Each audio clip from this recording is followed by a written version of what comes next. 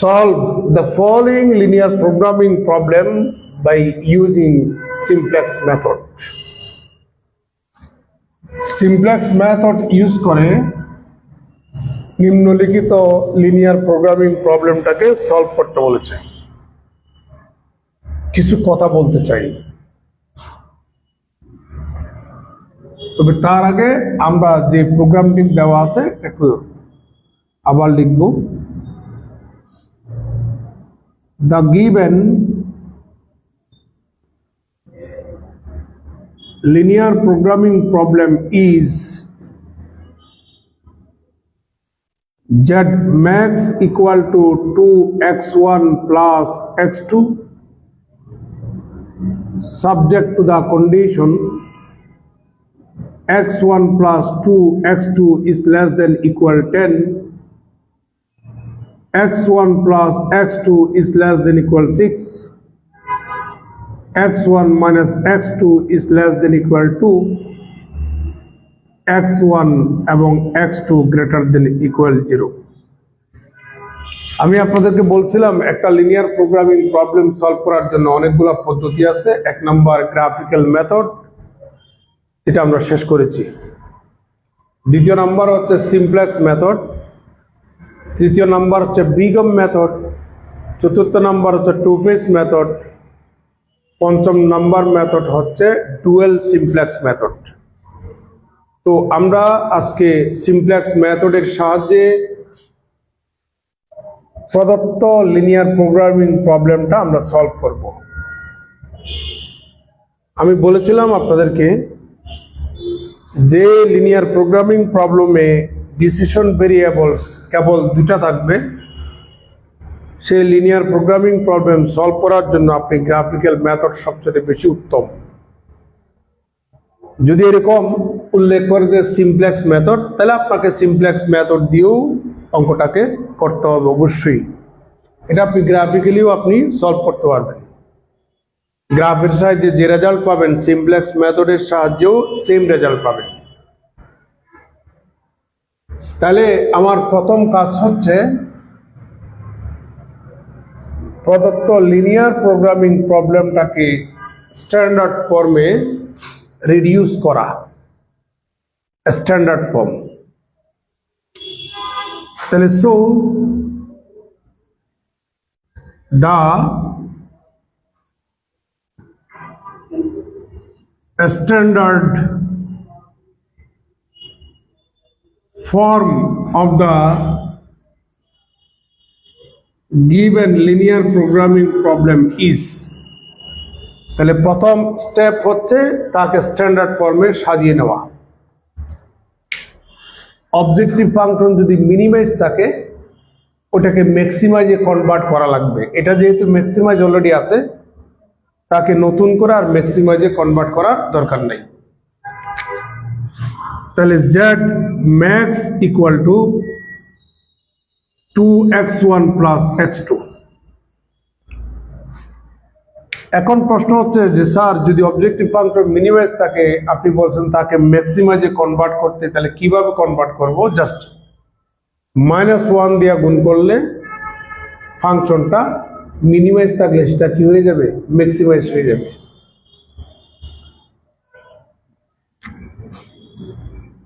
তো স্ট্যান্ডার্ড ফর্মে ইনইকুয়ালিটি যেগুলি আছে, ইনইকুয়ালিটি কন্ডিশনসগুলির মধ্যে যেসব ইনইকুয়ালিটিগুলি আছে, আমরা এই ইনইকুয়ালিটিগুলোকে ইকুয়ালিটিতে কনভার্ট করব by using surplus and slack variables.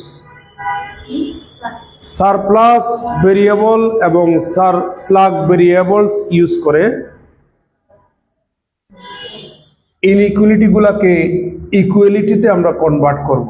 এখন কথা হচ্ছে স্ল্যাগ ভেরিয়েবল কাকে বলে, সারপ্লাস ভেরিয়েবল কাকে বলে। যেমন দেখুন x1 plus 2x2, এটা ছোট এটা বড়,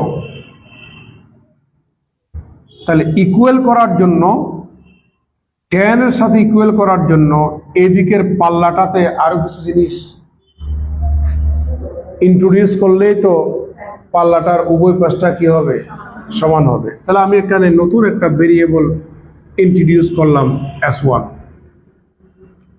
তাহলে ইনইকুয়ালিটিকে ইকুয়ালিটিতে কনভার্ট করার জন্য বাম পাশে যে ভেরিয়েবলটা যোগ করা হয় ওই ভেরিয়েবলটাকে বলা হয় স্ল্যাগ ভেরিয়েবল। ওই ভেরিয়েবলটাকে কি বলবো আমরা, স্ল্যাগ ভেরিয়েবল। আর যদি বিয়োগ করতে হয়, যেমন মনে করো এটা যদি গ্রেটার দেন ইকুয়াল যদি থাকতো, তাহলে আমাকে বিয়োগ করেই সমান করে নিতে হতো। তাহলে বিয়োগ করলে ওই ভেরিয়েবলটাকে বলবো আমরা সারপ্লাস ভেরিয়েবল, আর যোগ করলে এটাকে কি বলবো আমরা, স্ল্যাগ ভেরিয়েবল। তাহলে x1 প্লাস x2 6 এর সাথে যদি আপনি ইকুয়াল করতে চান আরেকটা স্ল্যাগ ভেরিয়েবল যোগ করা লাগবে। x1 মাইনাস x2 2 এর সাথে যদি আপনি ইকুয়াল করতে চান আরেকটা স্ল্যাগ ভেরিয়েবল ইউজ করতে হবে। তাহলে এখানে মোট ভেরিয়েবল কয়টা দাঁড়ালো, 5টা। x1 x2 s1 s2 s3 they are all greater than equal 0। এখানে যে গ্যাপগুলি আছে এটাকে আমরা 0 s2 প্লাস 0 s3 লিখতে পারি। এটাকে আমরা 0 s1 আর এখানে 0 s3 লিখতে পারি। এখানে 0 s1 এখানে 0 s2 লিখতে পারি। এখানে 0 s1 plus 0 s2 plus 0 s3 লিখতে পারি। This form is a standard form of the given linear programming problem। অনেক সময় কিন্তু আসে, একটুক পর্যন্ত আসে যে reduce the following linear programming problem into its standard form। তার যে আদর্শ একটা আকার আছে ওই আদর্শ আকারে রিডিউস করুন, উত্তর একটু।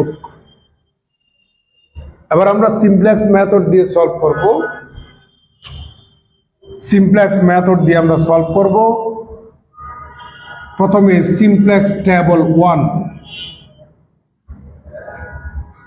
সিমপ্লেক্স টেবল কত, 1।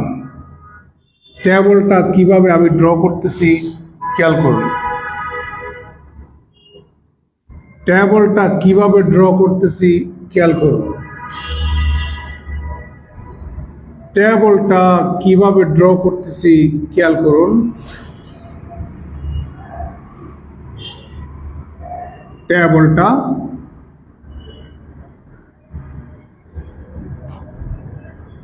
এখানে x1 এখানে x2 এখানে s1 এখানে s2 এখানে s3।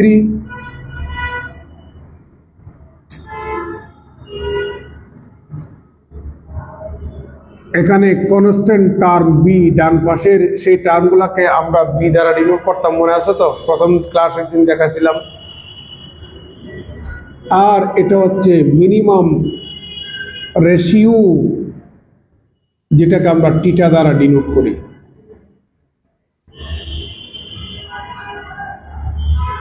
অবজেক্টিভ ফাংশনের ভেরিয়েবল গুলা আমরা সবগুলা এখানে ইউজ করলাম। আর সি যে মানে হচ্ছে অবজেক্টিভ ফাংশনের কোএফিসিয়েন্ট। তাহলে কোএফিসিয়েন্ট কি, 2 1 0 0 0। এই যে 2 1 0 0 0, বুঝতে পারছেন?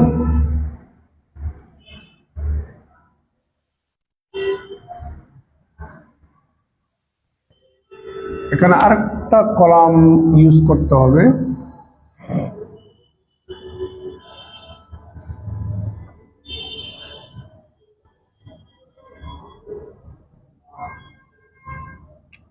এটা হচ্ছে সিজে, আর এটা হচ্ছে আমাদের বেসিক ভেরিয়েবল, যেটাকে আমরা বেসিস কলাম বলি। বেসিক ভেরিয়েবল,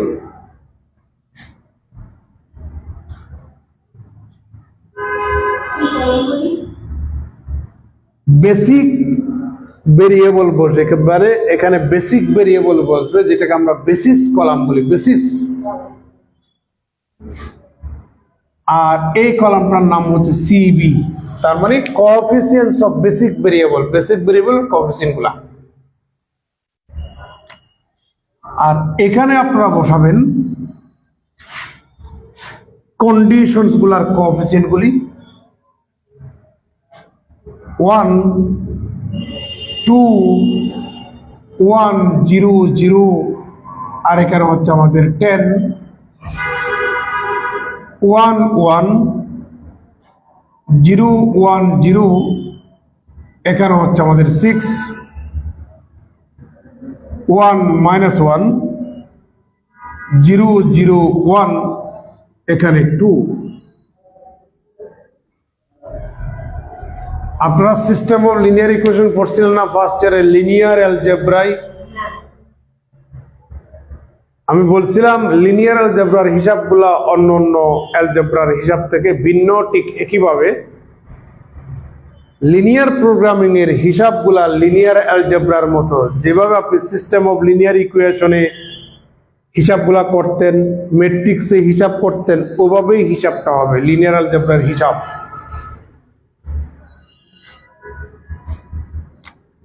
এখানে দেখেন তো এটা ইউনিট ম্যাট্রিক্স কিনা? ইউনিট ম্যাট্রিক্স আইডেন্টিটি ম্যাট্রিক্স আর ইউনিট ম্যাট্রিক্সের মধ্যে কি তফাৎ আছে? মানে একক ম্যাট্রিক্স আর কি। এটা ইউনিট ম্যাট্রিক্স কিনা? তাহলে ইউনিট ম্যাট্রিক্সের করসপন্ডিং যে ভেরিয়েবল গুলি, ওই ভেরিয়েবল গুলাই হচ্ছে বেসিক ভেরিয়েবলস। তার মানে S1 S2 S3। মনে করো এই কলামটা যদি এখানে থাকে, এটা যদি এখানে থাকে, তাও তো তিনটা মিলে ইউনিট ম্যাট্রিক্স হয়। তাহলে এটা যদি এখানে, এটা যদি এখানে হয়, তাহলে S1টা আগে বসবে, S2টা আগে বসবে, S1টা দ্বিতীয় স্থানে বসবে। আমি কি বুঝাতে পারছি কিনা? কোএফিসিয়েন্টস অফ বেসিক ভেরিয়েবলের কোএফিসিয়েন্ট কত বলুন তো দেখি? 0 0 0।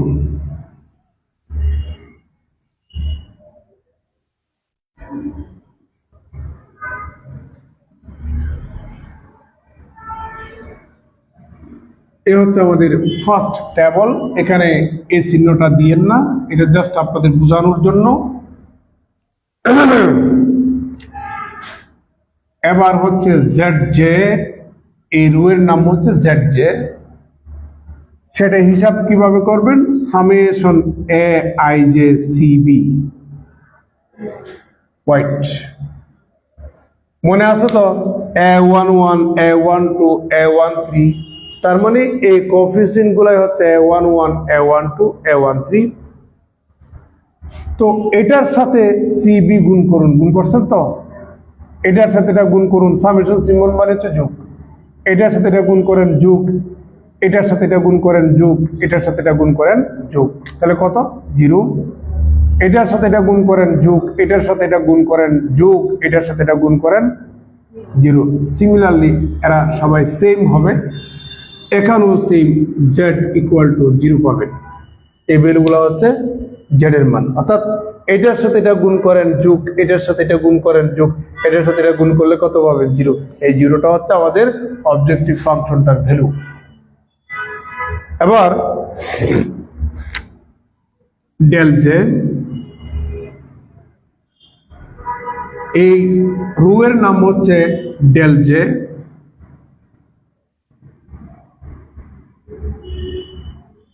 CJ - ZJ।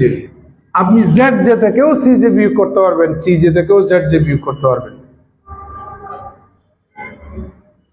তাহলে CJ থেকে ZJ বিয়োগ করুন, 0 পাবেন। এখান থেকে এটা বিয়োগ করুন, এটা 2 পাবেন। এখান থেকে এটা বিয়োগ করুন, 1 পাবেন। এখান থেকে এটা বিয়োগ করুন, 0 পাবেন। এখান থেকে এটা বিয়োগ করুন, 0 পাবেন। এখান থেকে এটা বিয়োগ করুন, 0 পাবেন।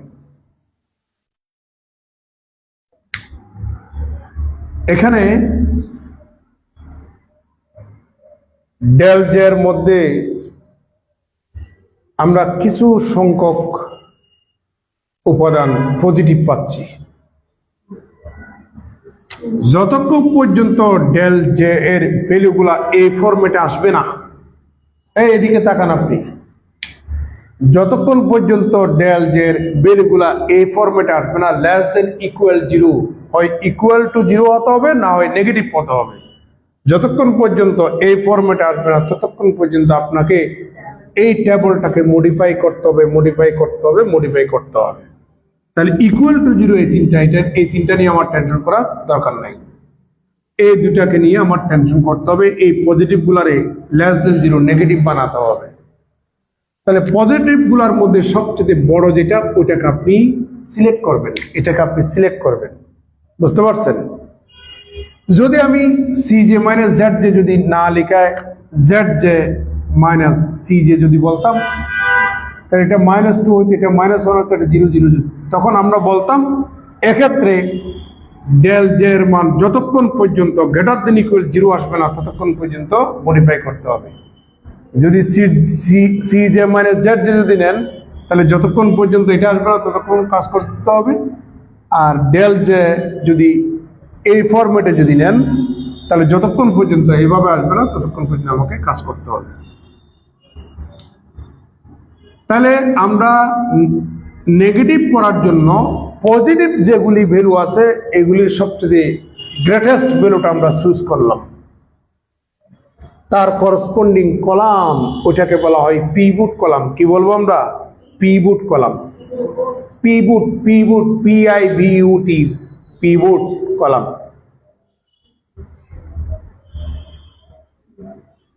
ওই পয়েন্টটাকে কি বলবো আমরা? ওই কলামটাকে কি বলবো আমরা? Pivot column. পিভট কলামের ধনাত্মক উপাদানগুলা, এখানে সবগুলা কিন্তু ধনাত্মক, সবসময় যে সব ধনাত্মক হবে এমন না। ধনাত্মক উপাদানগুলা দিয়া বি রে ভাগ করবেন, 1 দিয়া বি কে ভাগ করেন, 10 কে ভাগ করেন 10 পাবেন, 1 দিয়া 6 কে ভাগ করেন 6 পাবেন, 1 দিয়া 2 কে ভাগ করেন 2 পাবেন। সেগুলি হচ্ছে আমাদের রেশিও।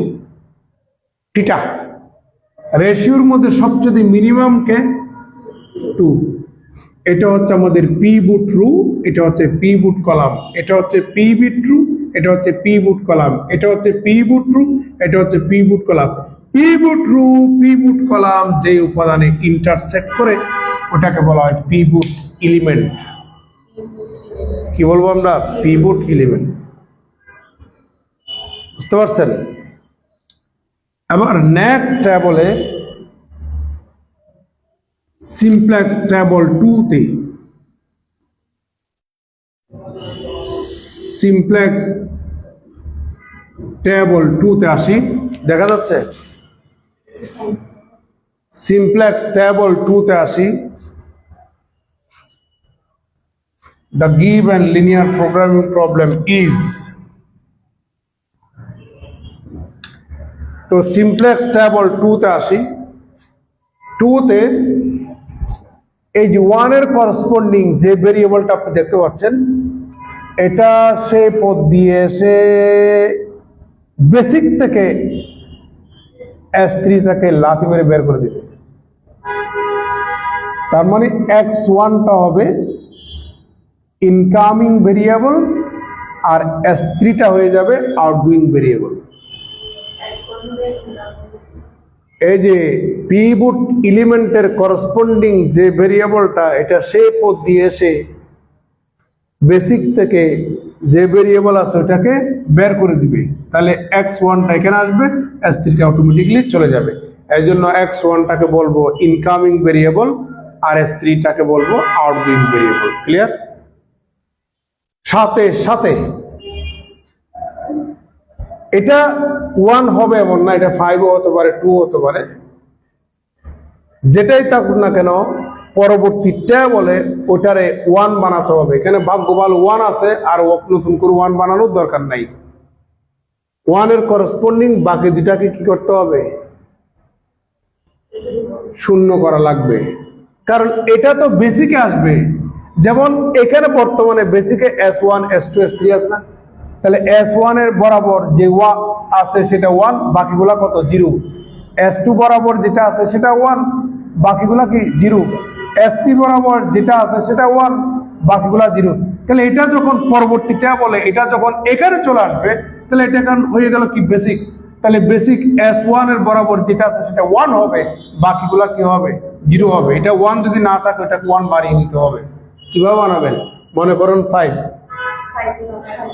দিয়ে ভাগ করে দিবেন।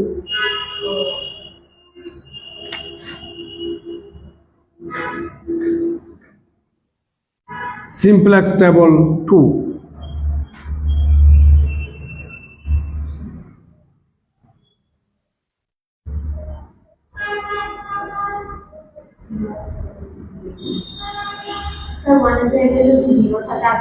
জিরো থাকবে না, এগুলো খুব সাইন্টিফিক। জিরো থাকবে না, ভয় পাওয়ার কোনো কারণ নাই, খুব সাইন্টিফিক এগুলি। সবচেয়ে মডার্ন একটা সাবজেক্ট হচ্ছে এই অপারেশন রিসার্চ। এটা দ্বিতীয় বিশ্বযুদ্ধের সময় এই সাবজেক্টটা ম্যাথমেটিশিয়ানরা উদ্ভাবন করছেন যেন কম খরচে বেশি যুদ্ধ করতে পারে। যুদ্ধের মধ্যে অনেক খরচ পড়ে না? তো গত ক্লাসে কি বলেছিলাম? Minimum cost maximum profit. এই যে যুদ্ধের সময় অনেক খরচ পড়ে, এই জন্য ম্যাথমেটিশিয়ানরা চায় যে কম খরচ করে কিভাবে যুদ্ধ করে প্রফিট করা যায়।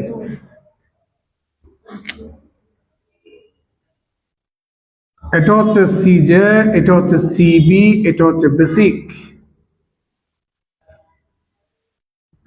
x1 x2 s1 s2 s3 B minimum ratio টিটা। আর এখানে মিনিমাম রেশিও শব্দটা উল্লেখ করার দরকার নাই, টিটা দিলে হবে। আর এখানে 2, এখানে 1, এখানে 0, এখানে 0, এখানে 0। S1 S2 ঠিক আছে, x1টা এসে S3 কে বের করে দিবে, তাহলে এটা হবে x1।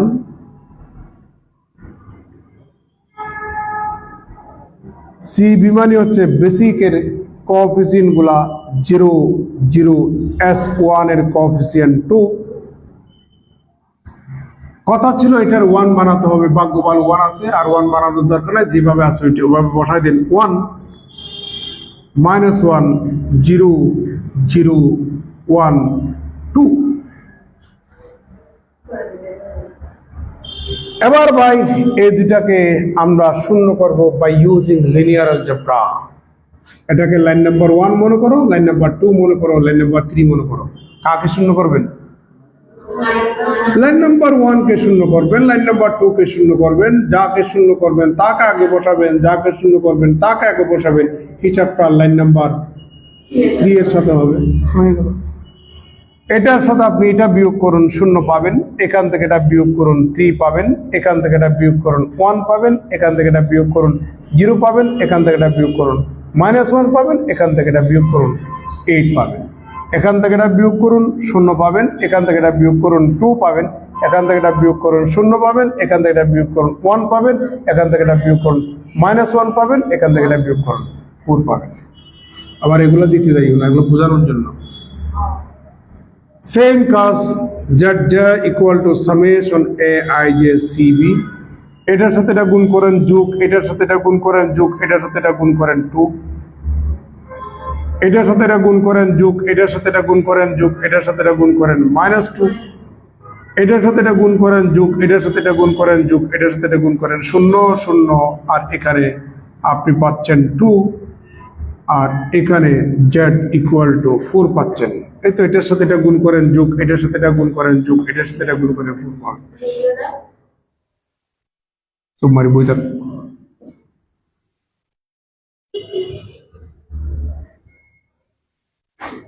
del j equal to cj minus zj।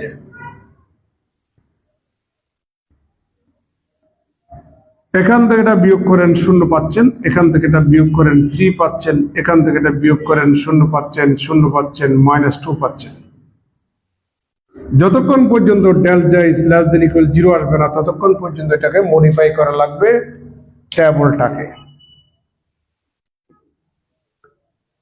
তাহলে আমাকে সেই লেস দেন ইকুয়াল 0 ফরম্যাটে যদি আনতে চান, তাহলে এই আগাছাটারে এখান থেকে কি করা লাগবে, কাজ করতে হবে। তাহলে 3টা সিলেক্ট করুন, 3 এর করসপন্ডিং কলামটাকে বলবো আমরা পিভট কলাম। পিভট কলামের পজিটিভ উপাদানগুলা দিয়া করসপন্ডিং বি কে ভাগ করলে রেশিও পাবেন থিটার মান। এবার বুঝছেন তো? তাহলে এটা দিয়ে এটারে ভাগ করেন 8/3, এটা দিয়ে এটারে ভাগ করেন 2 পাবেন। রেশিও কখনো নেগেটিভ হয় না, এটা থাকবে, কারণ এটা দিয়ে যদি আপনি এটারে ভাগ করেন -2, রেশিও কখনো -2 হয়? -2 হয় না, তো নেগেটিভ হয় না। এই দুটার মধ্যে মিনিমাম কে? 2 মিনিমাম। থিটার মান সবসময় কি মিনিমাম। তাহলে থিটার মান 2টা মিনিমাম, এটা মিনিমাম রেশিও। তার করসপন্ডিং যে রুটা আমরা দেখতে পাচ্ছি, এই রুটাকে বলবো আমরা পিভট রু। পিভট কলাম, পিভট রু 2 বিন্দুতে ইন্টারসেক্ট করে, this is the pivot element. তাহলে x2টা এসে পরবর্তী ট্যাবলে x2টা এসে s2টাকে বের করে দিবে, এটা এই জায়গায় আসবে। যদি আসে এটা 1 হবে, 1 হবে না, বাকিগুলা কি হবে? 0 হবে, by using elementary operation of linear algebra. মজা মজা না? আচ্ছা, এখন আমার আরেকটা ট্যাবল লাগবে। এখন দেখি ওই পাশে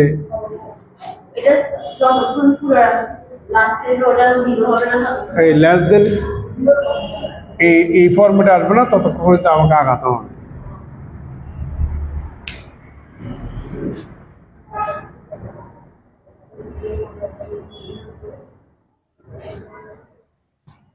এবার আমরা সিমপ্লেক্স ট্যাবল 3 যাচ্ছি।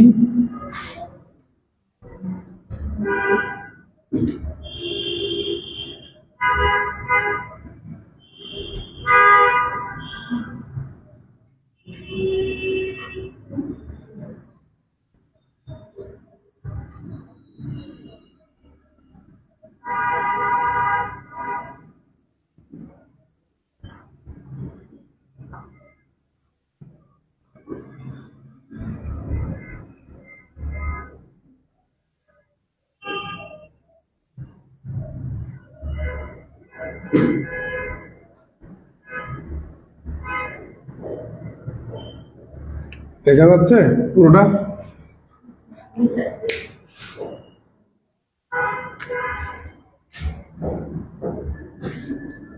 কোএফিসিয়েন্ট গুলো বসান 2 1 0 0 0। কালি একটু কমে গেছে, আমি কালি ঢুকাচ্ছি। এটাও এখানে বলতে হয়, কারণ আমাদের বাংলাদেশের ফুলাবানগুলার অভ্যাস খারাপ, তো ওরা মনে করে এখানে নিচে বই আছে, আমি এখন বই দেখতেছি, এটা ভাববে। এই জন্য ওদেরকে বলতে হচ্ছে যে কালি ঢুকাচ্ছি।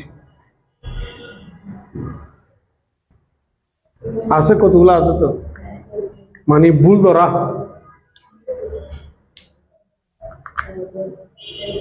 এদিকে তাকাও।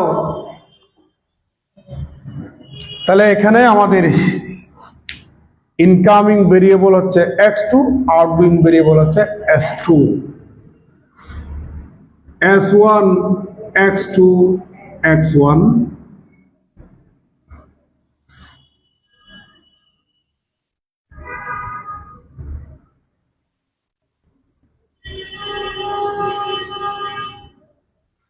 coefficients of basic 0 1 2। এটাকে আপনাকে 1 বানাতে হবে, সেই রুকে 1 2 দিয়ে ভাগ দিয়ে দেন। 0 1 0 হাফ মাইনাস হাফ, আর এখানে কত? 2। এই দুটাকে শূন্য করতে হবে by using elementary operation of linear algebra. White এর সাথে 3 গুণ করুন, এর সাথে 2 গুণ করুন, এখান থেকে এটা বিয়োগ করেন 0। এর সাথে 3 গুণ করুন, এর সাথে 2 গুণ করুন, ওখান থেকে এটা বিয়োগ করেন 0। এর সাথে 3 গুণ করুন, এখান থেকে এর সাথে 2 গুণ করুন, ওখান থেকে এটা বিয়োগ করেন তাহলে 2, এর সাথে 3 গুণ করেন, এর সাথে 2 গুণ করেন, ওখান থেকে এটা বিয়োগ করেন -3,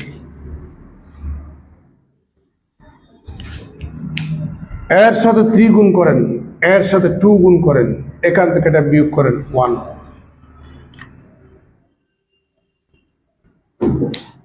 এর সাথে 3 গুণ করেন 12, এর সাথে 2 গুণ করেন 16, 16 থেকে 12 চলে গেলে 4।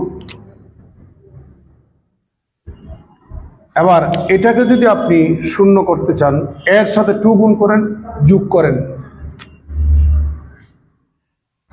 2 গুণ করেন, যোগ করেন, 2 গুণ করেন, যোগ করেন, 2 গুণ করেন,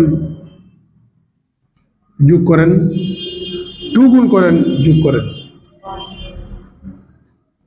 2 গুণ করেন, যোগ করেন। ভাই কারো কোনো আপত্তি আছে? দেখেন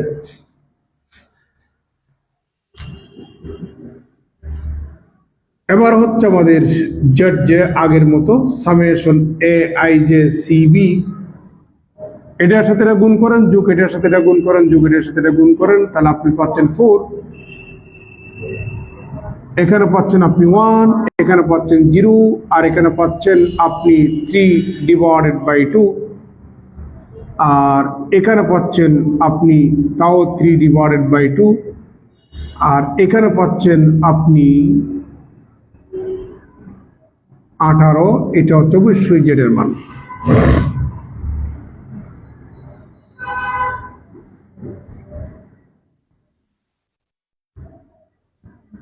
আর del j equal to c j minus z j, এখান থেকে এটা বিয়োগ করুন, -2, 0, 0, -3/2, -3/2, here del j is less than equal 0,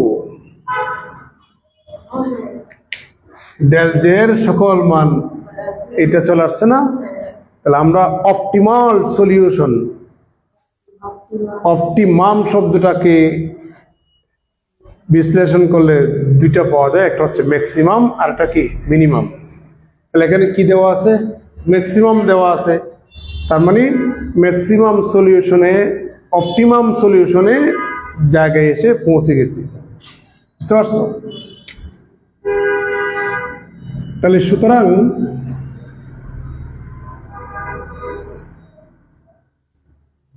x1 এর মান হচ্ছে 8,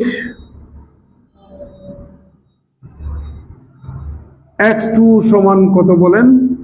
2, আমাদের ভেরিয়েবল আছে তো দুটা ডিসিশন ভেরিয়েবল, s3 নাই, আর s1 s2 s3 এগুলো তো আমরা নিজেরা দিয়েছি, এগুলো আমরা নিজেরা ইউজ করছি না, এগুলো তো প্রদত্ত লিনিয়ার প্রোগ্রামিং প্রবলেমে ছিল না, ওগুলোর মান আমাদের বের করার দরকার নাই।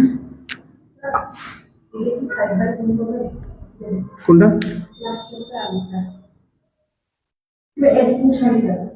হ্যাঁ, এটা 5/2 হবে। Thank you, thank you, thank you, thank you. যাই হোক, এবার আমাদের জেড ম্যাক্সিমাম ভ্যালু হচ্ছে কত? 18। বিশ্বাস হয়? এই দুটো মান আপনি এখানে বসাই দেন, এখানে বসান, Z max equal to X ওয়ার মান কত? 8 বসান, তাহলে 2 × 8 প্লাস x2 এর মান কত? 2 ইকুয়াল টু কত? 18। সলভ করতে বলছে, আমরা সলভ করলাম সিমপ্লেক্স মেথড দিয়ে। কার কোনো প্রশ্ন থাকলে বলতে পারেন। কার কোনো প্রশ্ন আছে ভাই? কার কোনো প্রশ্ন আছে? উম্মুল কাশফিয়া, তোমাদের রিকোয়েস্ট আমি রাখছি, তোমরা অনেকে আমাকে অনুরোধ করছিলা যে সিমপ্লেক্স মেথড করার জন্য, আমি করে দিলাম, ঠিক আছে? আচ্ছা, আর আমার জন্য প্রশ্নগুলো একটু রাখি। ধন্যবাদ।